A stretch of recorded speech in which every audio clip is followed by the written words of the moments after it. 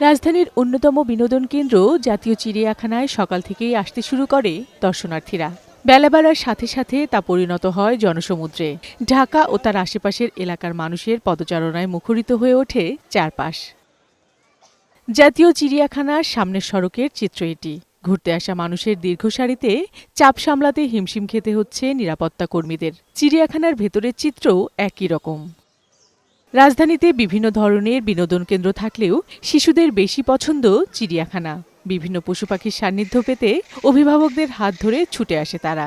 সবচেয়ে বেশি ভিড় জমে বানর, সিংহ আর বাঘের খাঁচার সামনে।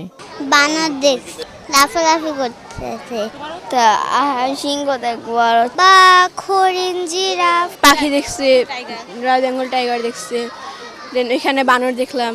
বাঘটা শুয়েছিল, বড় বড় সিংহ, বান্দরও দেখছি। বানর ঘুমাচ্ছিল একজন, আবার একজন গাছে উঠছিল। শুধু ছোট্ট শিশুরাই নয়, এদিন চিড়িয়াখানায় ঘুরতে এসেছে বিভিন্ন বয়সের বিনোদন প্রেমীরা।